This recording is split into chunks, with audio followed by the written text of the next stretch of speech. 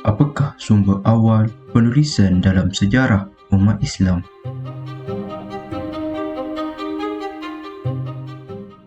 Siapakah sebenarnya yang disembelih oleh Ibrahim alaihissalam?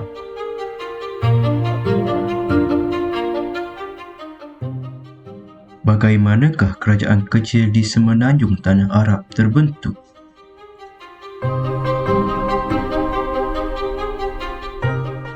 Semuanya akan terjawab dalam dokumentari ini.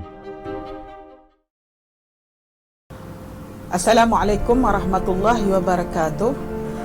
Dalam keadaan ini, setengah daripada penulisan dikemukakan oleh Ibn Ishaq, beliau percaya bahawa mereka inilah yang membuka jalan bagi orang-orang mengikuti mereka seperti Az-Zuhri. Az-Zuhri yang meninggal sekitar tahun 124 Hijrah, Ibn Hazan yang meninggal pada tahun 130 Hijrah, Ibn Ishaq 151 Hijrah, dan Al-Waqidi itu sendiri tahun 207 Hijrah. Az-Zuhri sebagai contohnya merupakan seorang tokoh yang menggiatkan usaha pengumpulan riwayat dan pengesahan tentang asal-usul bangsa Arab dan khususnya tentang kehidupan Nabi Muhammad sallallahu alaihi wasallam. Justru itu, bagi mengaitkan usaha pengumpulan riwayah dan pengesahan ini, maka ekspedisi Islam yang awal, iaitu pengumpulan kisah-kisah perang yang berlaku pada zaman Rasulullah SAW atau disebut sebagai Al-Maghazi, merupakan satu sirah, penceritaan, biografi seperti yang dilakukan oleh Ibn Ishaq di dalam sejarah Rasulullah dalam bentuk hadis Rasulullah SAW, puisi dan cerita rakyat. Biografi Ibn Ishaq ini dalam bukunya As-Sirah An-Nabawiyah terpelihara dalam versi semakan Ibn Hisham. Bagaimanakah kita melihat susunan data-data ataupun rujukan maklumat dari Arab tentang asal-usul keturunan Arab itu sendiri? Bagaimana maklum bahawasanya Ibn Ishaq ini merupakan orang yang pertama mengumpul data-data daripada tabi'in, dan dia menulis buku yang bertajuk Sirah An-Nabawiyah dalam jilid yang besar, manakala jilid-jilid ini telah dipelihara semula oleh Ibn Hisham yang hidup sekitar 200 Hijrah.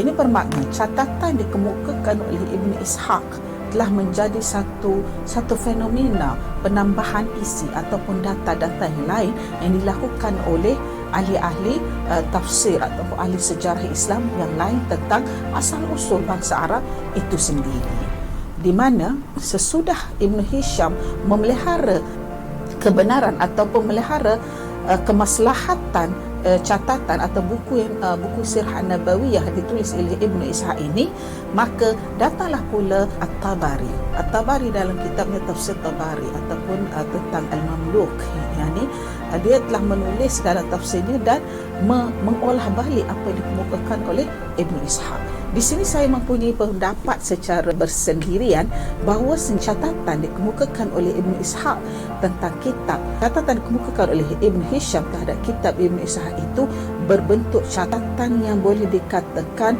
sebahagian besar maklumat dalam kitab Ibn Ishaq itu diambil oleh Ibn Hisham.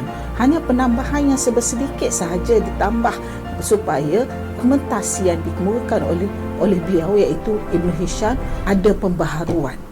Tapi boleh dikatakan sebahagian besar maklumat yang terdapat dalam Sirah Ibn Hisham itu diambil daripada Sirah Ibn Ishaq. Justru itu, kitab-kitab ini diakui bahawasanya merupakan sumber penting dalam sejarah awal umat Islam dalam penulisan ditulis oleh bangsa Arab dan beragama Islam. Antaranya ialah penulis Abdullah Muhammad Umar Al-Waqidi juga, yang dalam bukunya kitab At-Tarikh Al-Maghazi juga menceritakan tentang perang diketuai oleh Rasulullah sallallahu alaihi wasallam. Dikenali juga sebagai ahli sejarah pertama yang mengangkat penulisan sejarah di Islam, dan kandungan tulisannya meliputi segala pengetahuan dalam dunia maklumat Al-Maghazi, iaitu kisah-kisah perang di zaman Rasulullah sallallahu alaihi wasallam, di mana teknik penceritaan beliau cukup menarik, yang mana hasil penulisan sejarah tersebut mengetengahkan kisah 3 abad pertama tamadun Islam serta pusatnya terletak di Madinah, Kufah dan Basrah. Namun apa yang menarik di sini, saya cuba ingin mengemukakan beberapa data yang ditemui di dalam Sirah An-Nabawiyah yang telah dipersongkan. Di antaranya, kisah Sirah An-Nabawiyah yang ditulis oleh Ibn Ishaq ini telah diterjemahkan oleh salah satunya oleh Peter Pigolame, yang mana beliau merupakan seorang Perancis, berasal daripada Perancis, yang telah menterjemahkan Sirah An-Nabawiyah ini ke dalam bahasa Perancis, kemudian ditranslate kepada bahasa Inggeris.